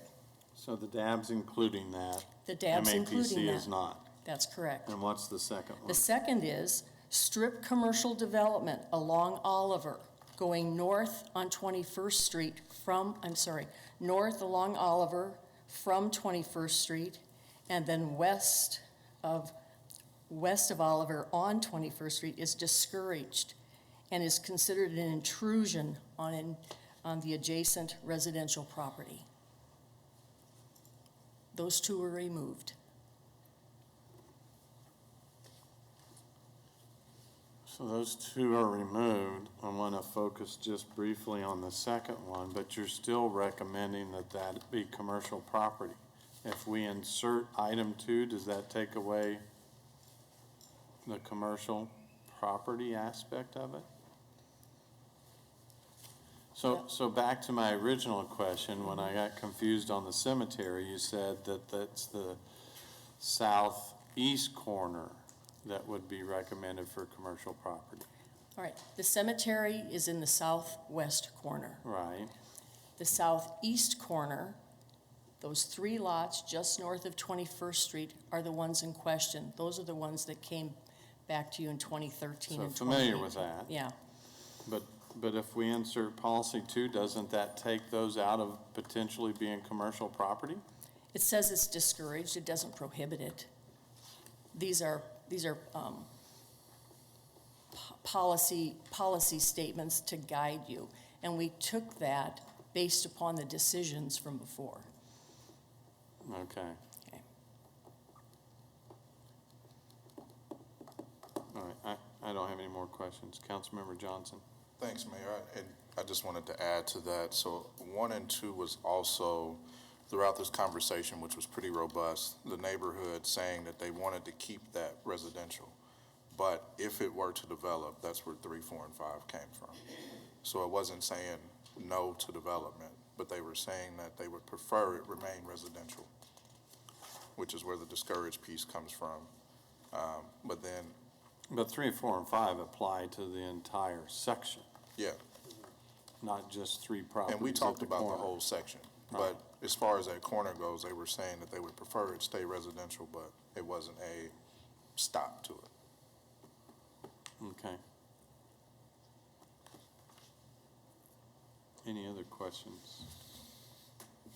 Again, just a reminder, the public hearing's been held at MAPC and the District Advisory Board, and so we will not be taking comments today from the public. Councilmember Claycomb? Thank you, Mayor. I do have a question. So to understand this properly, with looking at the 5 policies, so number 2 discourages commercial development, discourages it.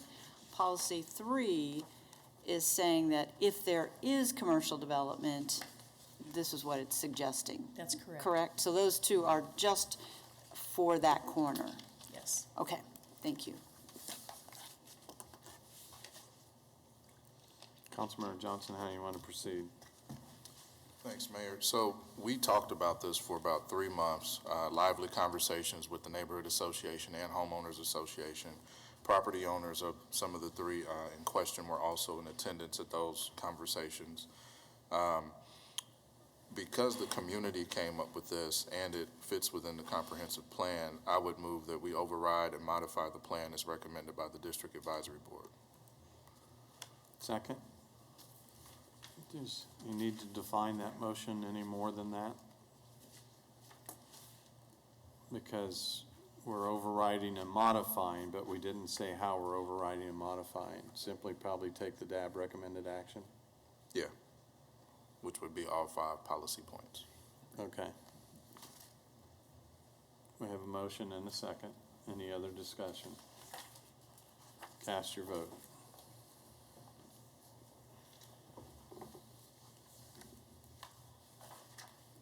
Motion passes 7-0.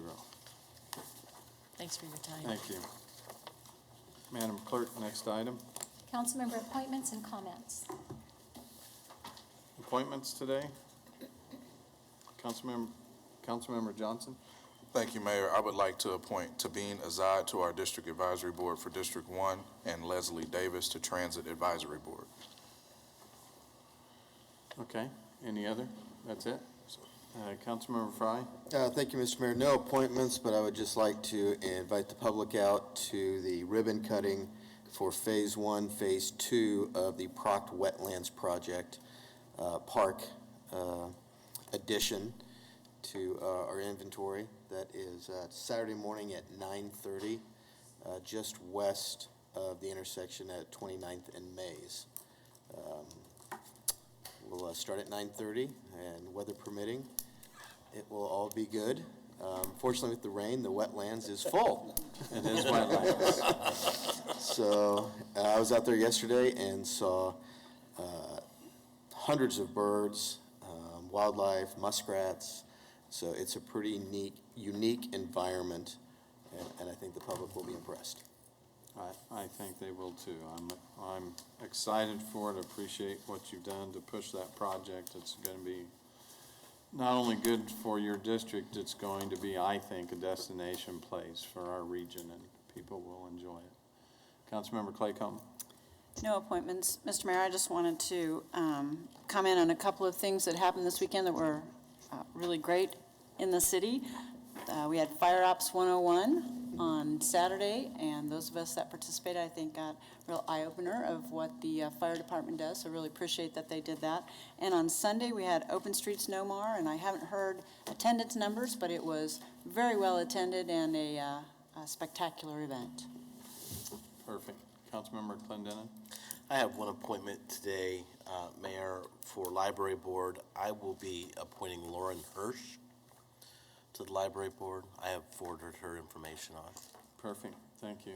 And it was a busy weekend. I think it was outstanding. I did get a chance to attend Open Streets. I thought people were really enjoying it. I thought it was a nice touch when we balance out requesting to have 2 of those a year. I thought that was a perfect location and time to add that second one in the spring, and it was well attended and a lot of activities. Wanted to mention that the river cleanup set a record for volunteers this year. Even though the water was up, they did an outstanding job, and our community partners, the private sector, really stepped up and took care of us in that respect, took care of our environment, helped obviously with the cleanup, but they fed the record number of volunteers that came out.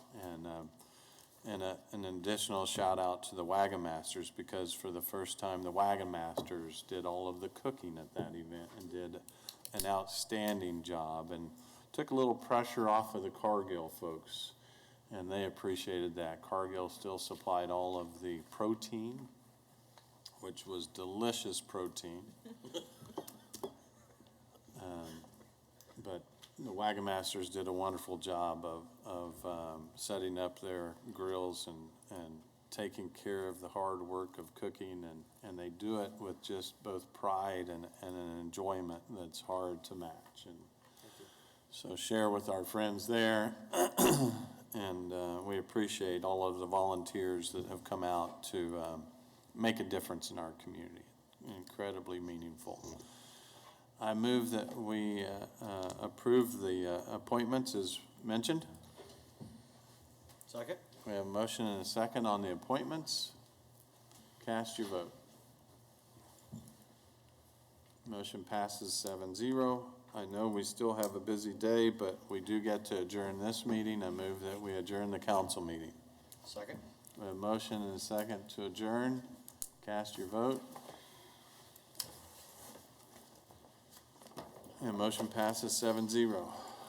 We will see you all shortly. Lunch, I hope.